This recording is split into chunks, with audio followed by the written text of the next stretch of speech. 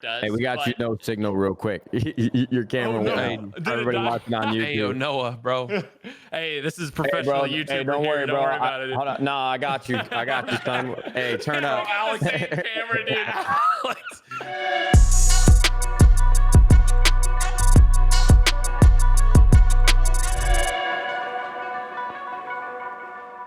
Welcome back to the CouRage and Nadeshot show. Ladies and gentlemen, we have an incredible guest for you here today. We're excited to be back home, just coming off a hot release of Mr. Beast in North Carolina. We had a fantastic time hosting the Creator Games, but it feels great to be back in LA.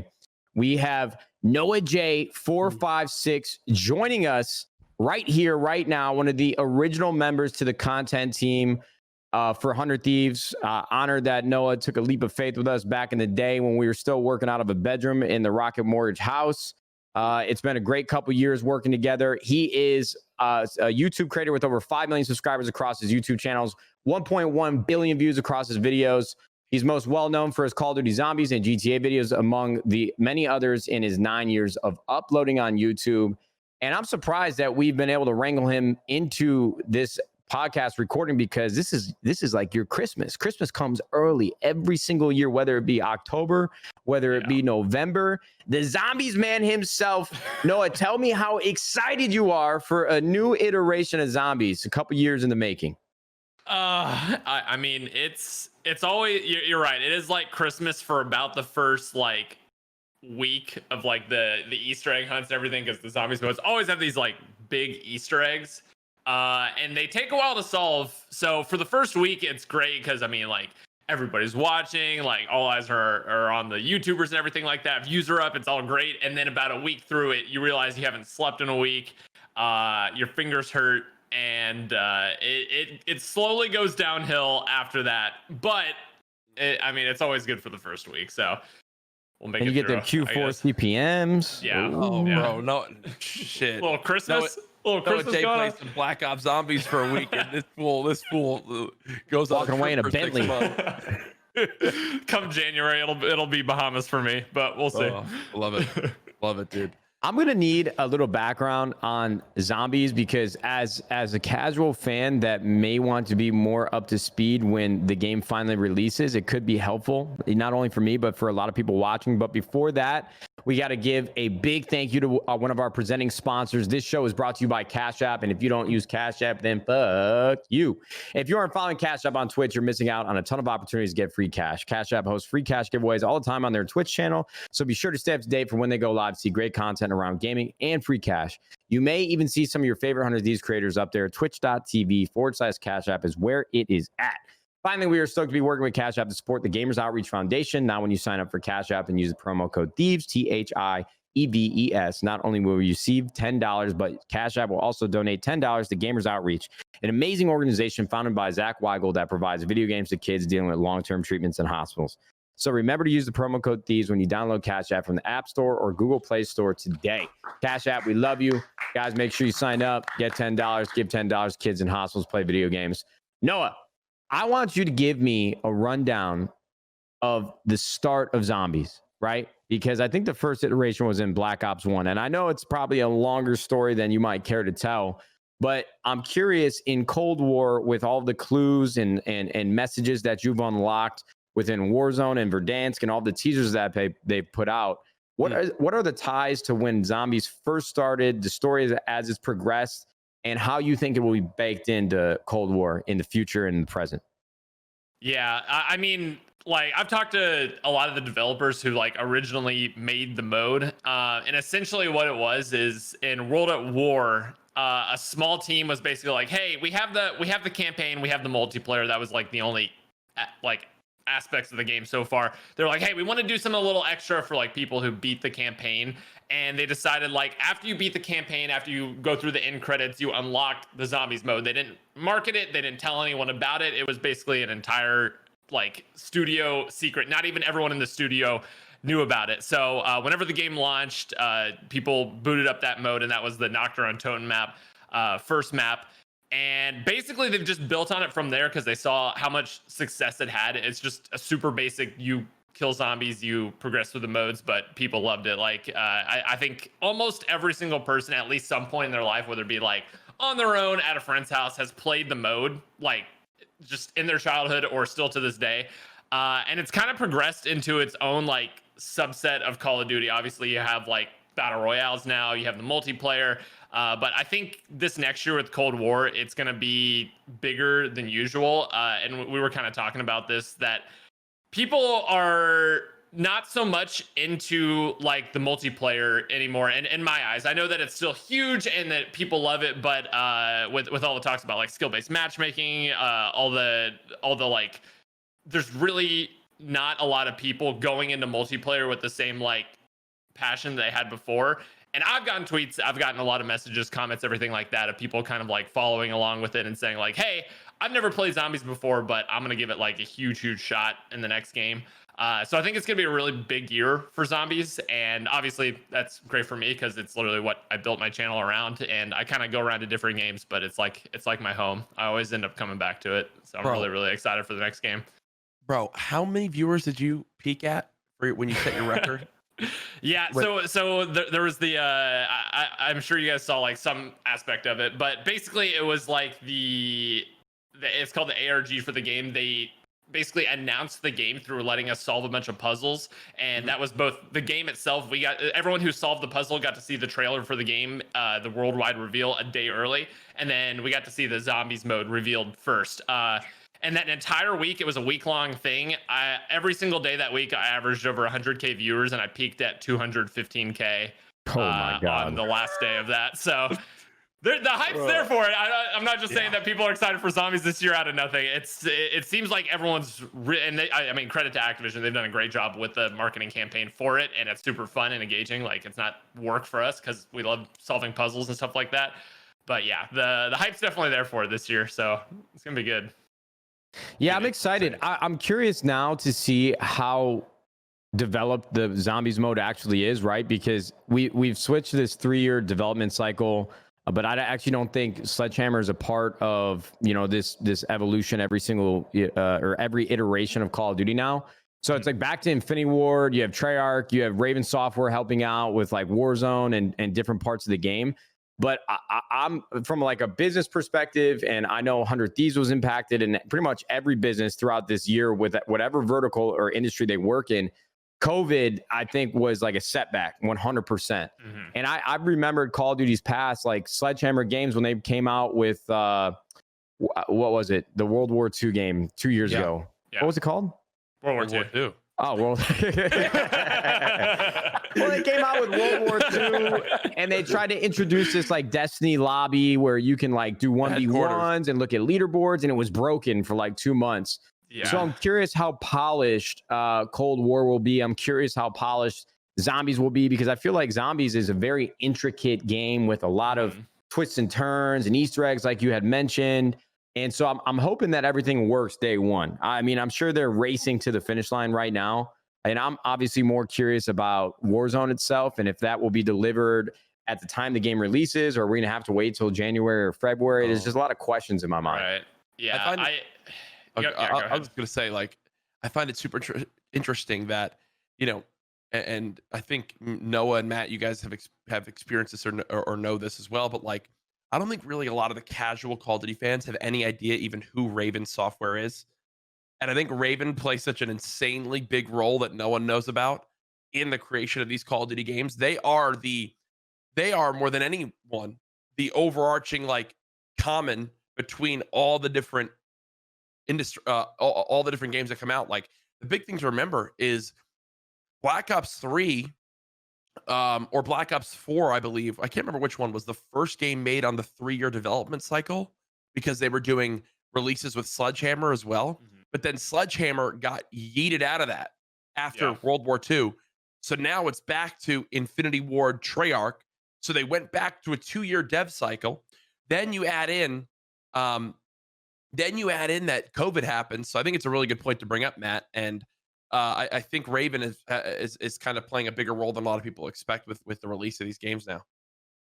Yeah, it's, from what I understand and what all the like people reported on, is basically Sledgehammer was in charge of Cold War, and maybe it wasn't called Cold War back when they got yeeted out, but they were in charge of it, and apparently they were having development issues, or Activision didn't like the direction it was going, and Treyarch kind of took over the development from that. So I think one thing that I do think that this is going to be one of the most unique Call of Duties, between the campaign, Raven working on that, between Infinity Ward, like having Warzone, and Warzone like is still going to be a Modern Warfare game. Like at the end of the day, Warzone is going to get a ton of updates from Cold War, but it's still going to be like a Modern Warfare based game. It's not going to just magically transition to the Black Ops system.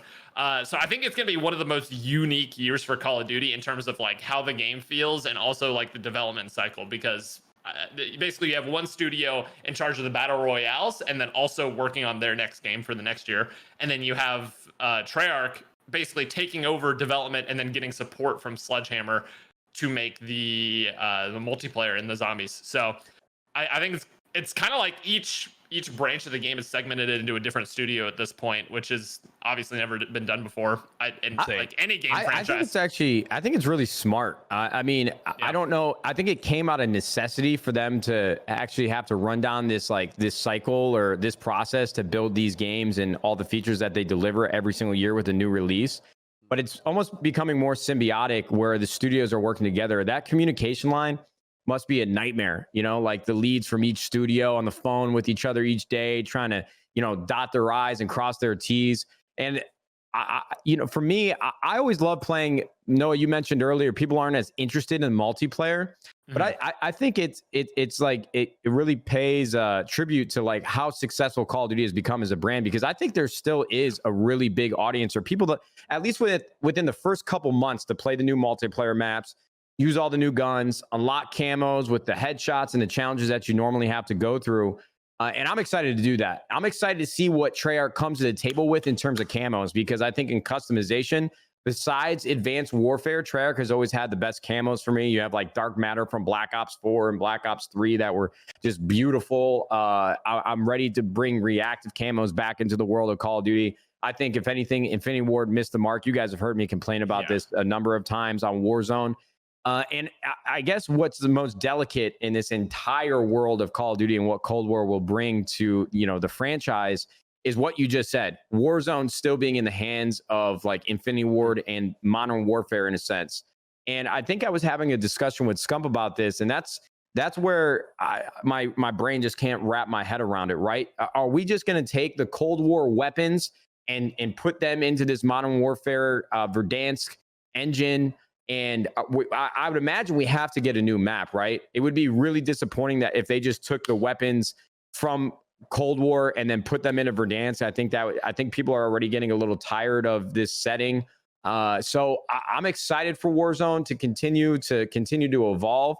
I'm just curious how they're going to handle it. It's just very confusing to me.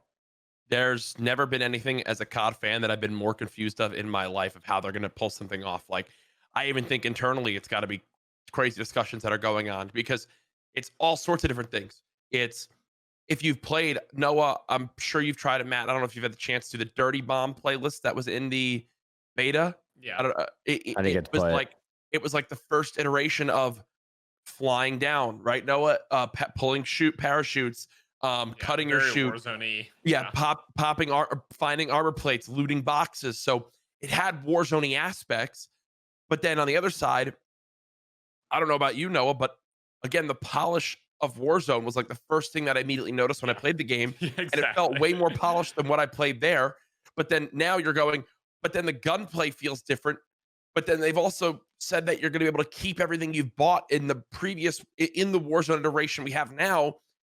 But then the map we have now, they really don't do much of breaking out of the Infinity Ward umbrella. So where does it end up? I think the number one thing we could say for certain is the map is obviously going to change drastically. Will we see, now the question is, will we see Treyarch maps? How we have like Scrapyard on the map from, an Infinity Ward title, or from a Modern Warfare title. How we've seen other popular maps in previous Call of Duty iterations in it. Will we now see Treyarch maps like Firing Range get put in like we saw from Blackout and things along those lines? Will it just be completely different where it's like none of those maps and it's just a Treyarch themed and art style map, where it's more green, maybe a little bit less deserty or feeling in certain areas, because the Dirty Bomb playlist was green, it was trees, it was, but then also at the same point they had multiple maps of that too. They had a snow version which was all snow covered with snowmobiles and stuff. So is there now snow areas with snowmobiles like we saw? The most interesting thing for me is we have two different feeling gunplay and engines. What people love about Modern Warfare and the way it feels is how the guns feel, how the fights feel.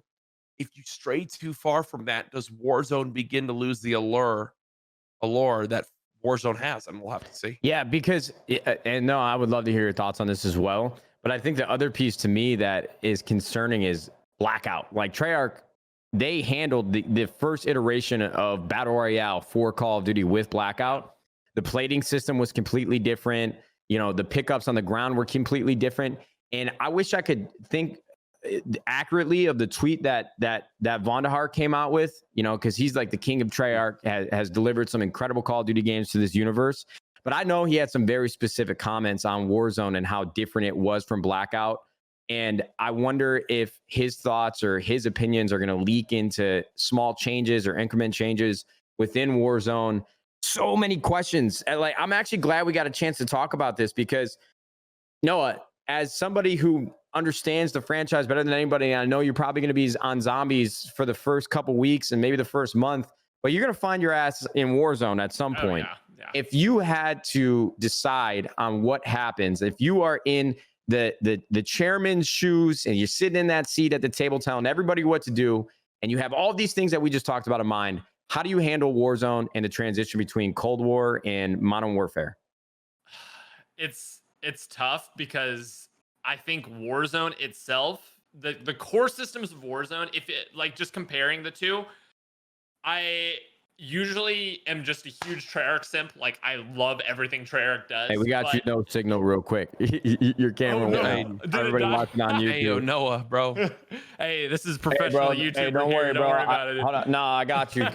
Son. Hey, turn up. Alex ain't camera, dude. Alex. Bro, Hey, Alex is kidding himself right now. Alex is kidding himself.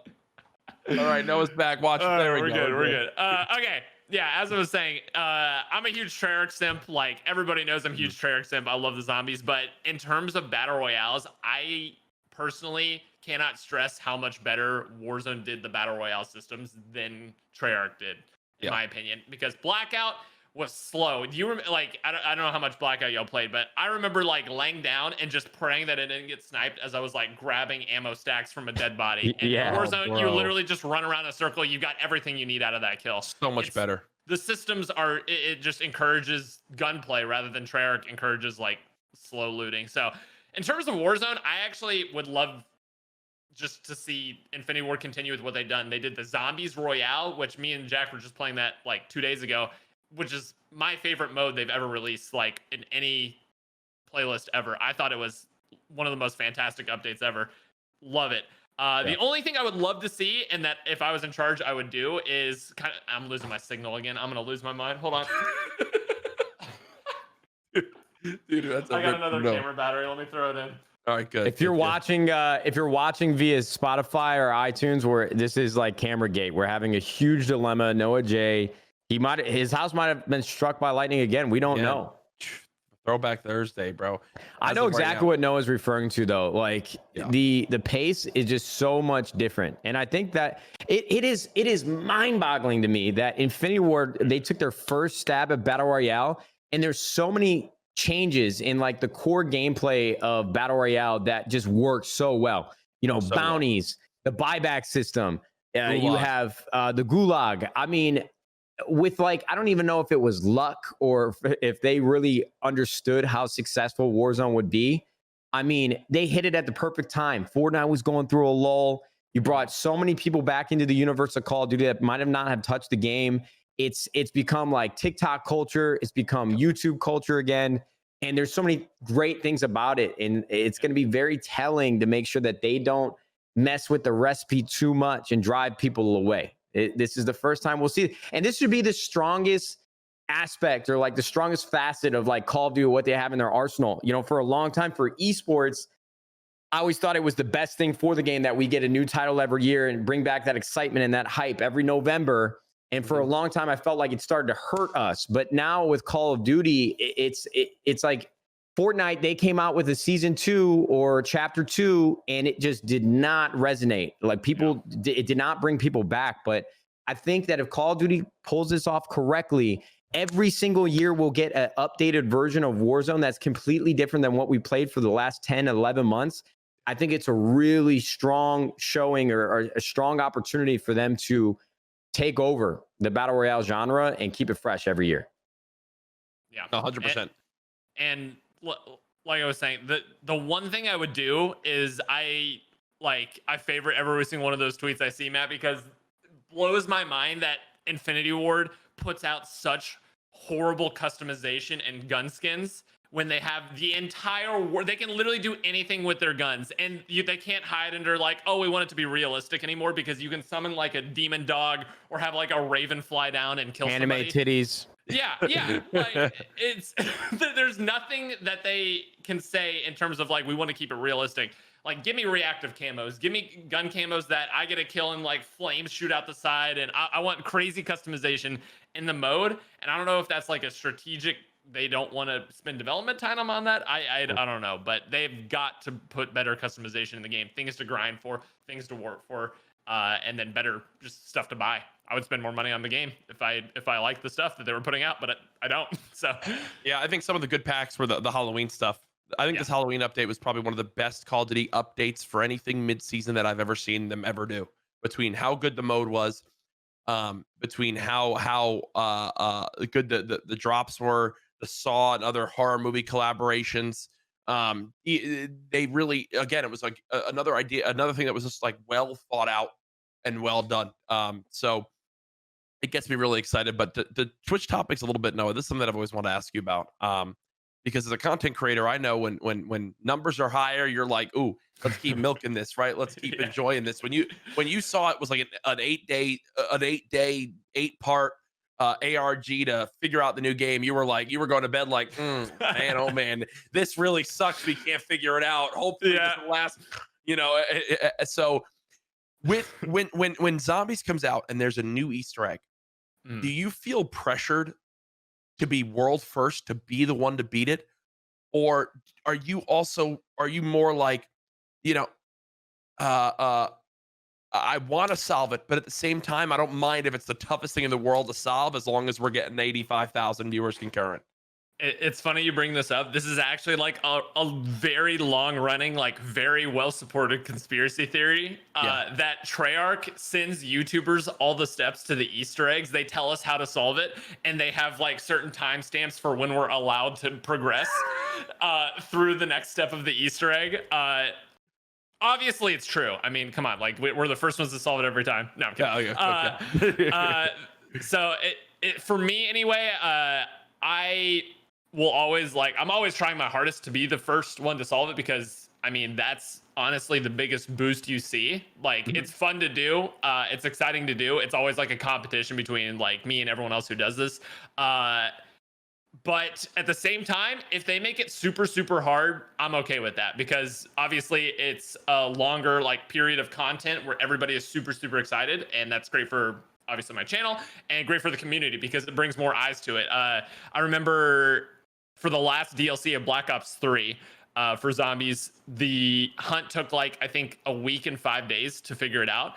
And I would go live every single day with 100K plus viewers, literally walking around looking for a rock somewhere on the map. That is what we were looking for. We were looking for a rock with 100K viewers. Like, it's insane the amount of hype these things build up. So it's fun. Cold War release, or just in the past, who is your, if it's 4-man, who is the other 3 that are your go-to other Zombies YouTubers? And Nadeshot, should we sign them to a 10-day contract where they get a bonus if they're world first? Yeah, right. Hey, bro, listen, I'm bringing up business ideas right here. Yeah, I compiled a list of every single person who's gotten a world first in any of the games, like not just the Treyarch games, because I've done Zombies and Infinite Warfare and everything. I compiled a world first list, And I, by one, have the most world firsts, mostly because of Exo Zombies, which no one played, which is partially why I got so many world firsts on Exo Zombies. But I have the most world firsts. But there's a couple guys that I'll just shout them out because they're great. They're great players. Mr. Roth Waffles, Smart Guy, Admiral Baru. I'm gonna forget a bunch of people now, and I'm gonna look bad. But anyway, not like you're giving like an Oscars acceptance speech. Yeah, right. Yeah, exactly. I'm gonna forget about people right now, but I'm so excited. But yeah, it's the biggest part is it really is a community effort, and the reason the YouTubers do get world first is because we have the most people feeding us ideas and information. True. And honestly, 90% of the time when I get a world first, it's really everyone who's watching me getting the world first because they tell me what to do. I'm stupid, so I just do what the chat tells me to do, and sometimes it works out. So yeah. Very fair. Well, listen, I don't want to harp on zombies too long, but it just seems fitting. What is the best zombies game or iteration that you love, you dream about? What is your favorite all time? Black Ops 3 is the pinnacle of zombies for me. I'm the biggest Black Ops 3 simp, and everyone who watches me knows I literally compare everything. I just call it's like the Black Ops 3 scale on how good a zombies game is. Black Ops 3 is at the top, and then I just rated on that. Wow. The perfect iteration of zombies ever. Bro, Black Ops 3 is the best Call of Duty game of all time. We were talking about this. Yeah. We were really talking about this week. Black Ops 3 is the best Call of Duty game of all time because it had fantastic leveling system, awesome camos you can go for. It was the best version of jetpacks in my opinion. I really loved how flashy and fun the specialists were. We had a great competitive league that year for esports. They had the fully fleshed out theater mode. The zombies was the best that it ever was. The game for what it was, like you have to take away the battle royale that has now come out the last 2 years. Like take that whole thing away. For what Black Ops 3 was, in my opinion, it was the best Call of Duty game of all time. It was so much fun. It was so well thought out, so well polished. I still to this day, it remains so fondly in my mind. I've said it. You can look at my Twitter. I've said it for years, and people always try to clown me. It's the truth. It's the truth. I agree. I don't think Matt agrees. But So look, man. I was actually laying in bed last night thinking about this. I'm actually enjoying this conversation a lot because I love talking Call of Duty. For me, Black Ops 3 was a great time in my life. You know, I was living in LA, and in a lot of ways, I feel like I confuse Call of Duty titles with places that I was and moments in, you know, my lifetime that meant a lot to me. I was out in LA, you know, I was in my first apartment. I was recording Road to 100-0 with Embos, and we brought Merc into that. And I guess that was my my benchmark, right? Because I really enjoyed recording 100-0. For anyone that doesn't know what it is, it's for many years I did Call of Duty 2v2 game battles matches. You know, game battles where I started. I love competitive COD. I wasn't competing anymore. I had just retired. And so Black Ops 3 for me was always fun just because we were dominant. You know, the new movement system, you had a little bit of the jetpacks, but it was definitely scaled down a lot. The maps were great. S&D flowed really well. I really did enjoy Black Ops 3. Now, I don't think I would say it was my favorite of all time. I have a hard time remembering a lot of the different aspects of the game. Like you said, the leveling system and progression, but I definitely remember like the Black Matter camo was something that I really wanted, but I never took the time to get. And it just seemed like a weird transition for me, right? Because you went from Advanced Warfare, and then the next Call of Duty that I really played, I think, and spent a ton of time playing was Modern Warfare, because of Warzone. Like I didn't play Infinite Warfare. I didn't really play a ton of Black Ops 4. I watched a lot of it, obviously, but now I feel like I'm back in. Like I left and they brought me right back in, reeled me back in with Warzone. So I'm just excited to see what Cold War has to offer. I didn't get to play a lot of beta because it seemed like every weekend I had to travel since the beginning of COVID just happened to be when the alpha was happening, the beta was happening. So I'm going into Cold War with not knowing a ton, haven't gotten to use a lot of the weapons. I know that let's pull this up. The attachments are a lot more in depth. You know, like there's a ton of attachments on all these guns. You have like 8 attachments on one gun. I have so much to learn and so much to digest and consume, but I definitely won't say Black Ops 2 is my favorite Call of Duty. I always have to give it to Black Ops 2. They were both were great in my opinion. I just linked them in the chat if you guys want to look. Here's a look at the 2-weapon blueprints included in the Confrontation Weapons Pack and Black Ops Cold War Digital Editions. Those weapon skins look freaking dope, man. Those look sick. Those are actually sick. Those look sick. They look like CS weapon skins, bro. Yeah. They literally look like CS skins. Those look awesome. If Treyarch does one thing perfectly, it's weapon skins. They've always done cosmetics the best. Yeah, Alex, we'll definitely get you that. Put these up on screen and post so people understand what we're talking about. The only thing that worries me, I was upset, Jack, when you pushed away from the topic because I'm being dead serious. I need to say this just one more time. Say it, please. Camos and customization are what is going to continue to bring people back. You know, the gunplay in Modern Warfare is fantastic. I've talked about this. I've beaten, you know, this horse into a bloody pulp at this point, but I just want reactive camos. I want Call of Duty to Noah's point. We don't need realism. You've already moved too far away from it to make that argument as to why we don't have reactive camos. I just want you guys to have fun with your universe. Embrace what Fortnite has done. Embrace what you did with Advanced Warfare. Embrace what Valorant has done.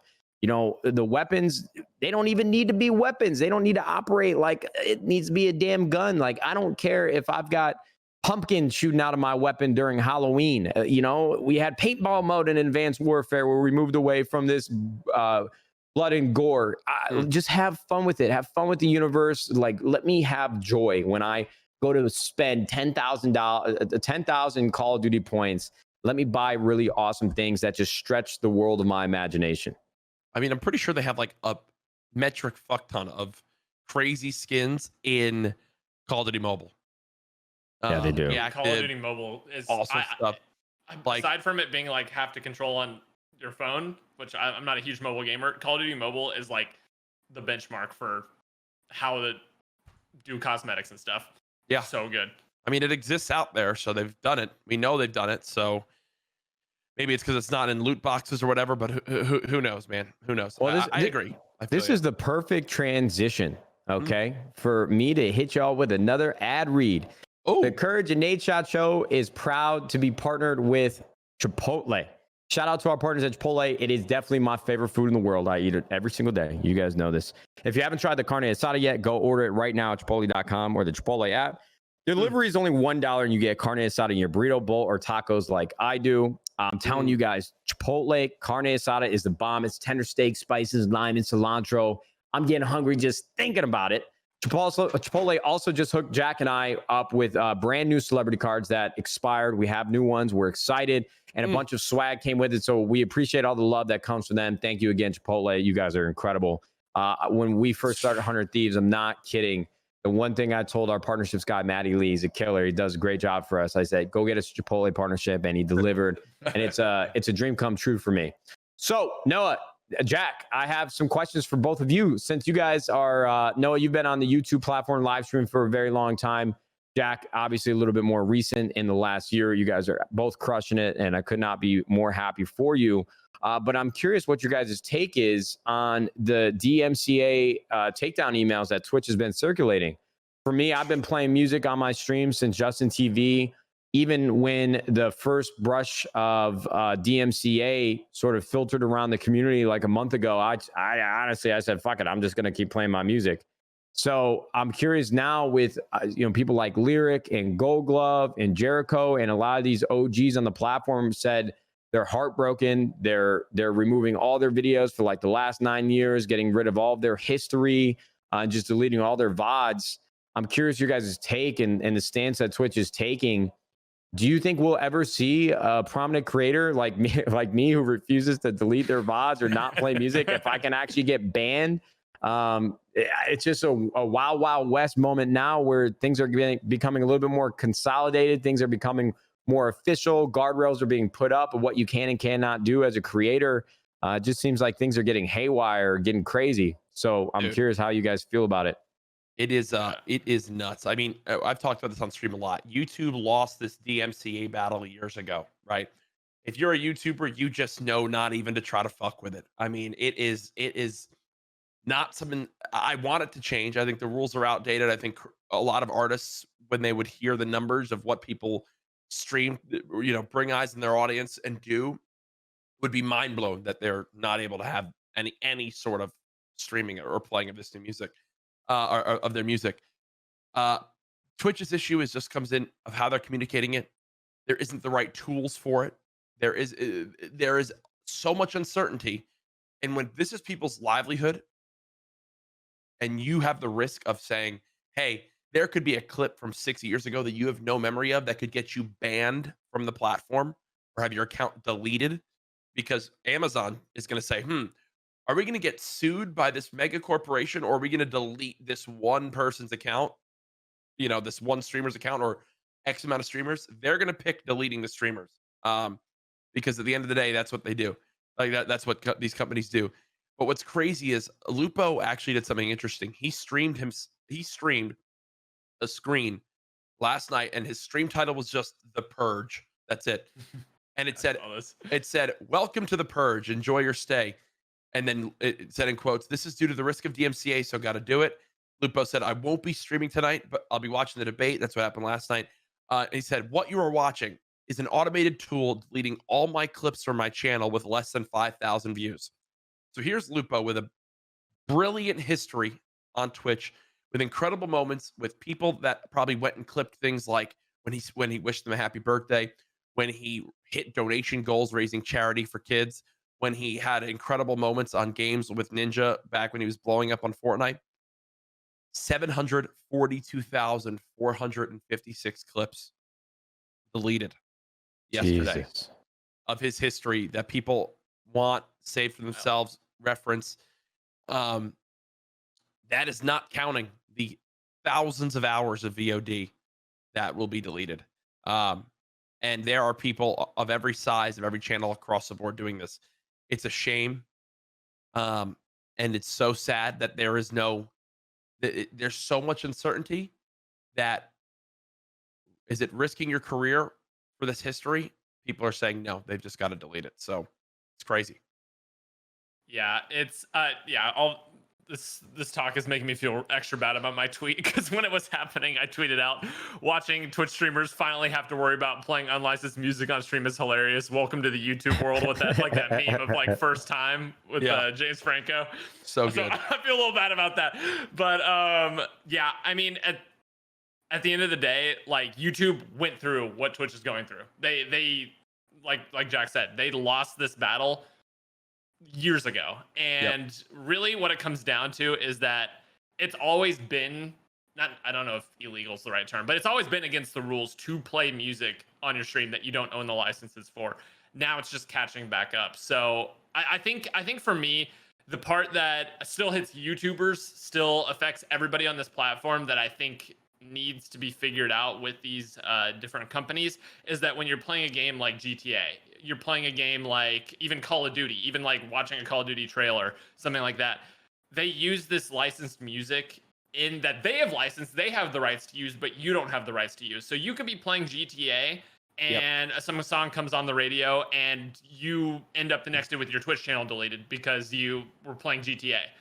That's the kind of the hard part about all of this, is that I think there needs to be some sort of balance where you understand that the labels have their rights, they own this music, they can do whatever they want with it. But at the same time, if this is going to be a thing, game companies need to start developing tools for streamers, because of how much streams can just do for games and how much this audience can be. If you look at Among Us, if Soda Poppin didn't play Among Us, that company, their game is still on 20 players. They've earned millions and millions of dollars now because the streamer played their game. There needs to be options in the games to turn off content that is not licensed to the streamer. GTA does a good job of it. I think they have a setting which allows you to turn off radio music, stuff like that. There needs to be settings in these games that allow people to create the content they want to create about it, promote the game, but also be safe with their content, be safe with their platform. And YouTube's kind of figured this out where you can get copyright claims, but they've learned that instead of deleting the video or going through a lawsuit, we can just make all the money from this video if you use our song in it. And that's kind of what the difference is. Twitch doesn't have a system for that now, so they go straight to the deleting the channel so that they don't have risk of being sued. So yeah, it's a hard situation for sure. It really is. And this, for me, it's yesterday was just a weird day for streamers and just the industry in general, because you had this, I don't even know his name, but the creative director of Google Stadia basically come out and say gamers should have to pay a licensing fee to play publishers' video games on their stream. And then, this guy, in my mind, almost committed career suicide. I don't know what today looks like for him, the emails and phone calls that he's getting from his bosses or other studios or publishers or past employers. But essentially, when you look at Fall Guys and you look at Among Us for what, 2 years had like 10 concurrent players on this game. And if it wasn't for a couple streamers that picked this game up and it has, spread like wildfire in the community, has become like the #1 played game in Steam for like the last few weeks, is blowing up on YouTube channels. Jack is one of the few creators, or not one of the few creators, but one of the biggest creators on the game right now. I mean, it just poses this question. It's like, okay, streaming is obviously mutually beneficial. We all know this, to studios and to the creators. And it's been this symbiotic relationship that I think has prospered and grown so many communities like YouTube and Twitch and the gaming vertical. And I just can't believe that in 2020, somebody could come out with commentary or, their thoughts that just seem so far removed from and out of touch from like what is actually, playing out within the gaming industry. And it's just real quick. I don't know if I'm allowed to say this, but I'll just say it anyway. It's really funny to me that when I looked at his profile, because he basically just said streamers should have to pay to play the games that we develop.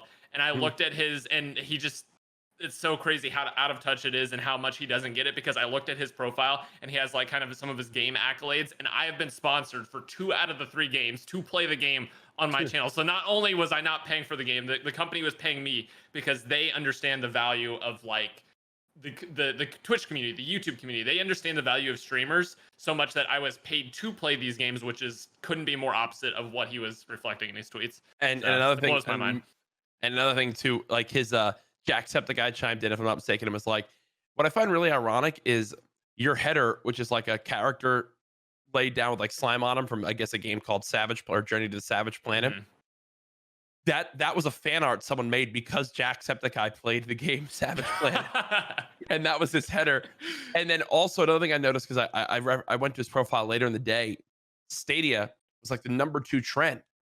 Well, I'm sure they hated getting that much negative publicity, and it went up and down the chain. And now his bio says creative director at SG&E Montreal studio.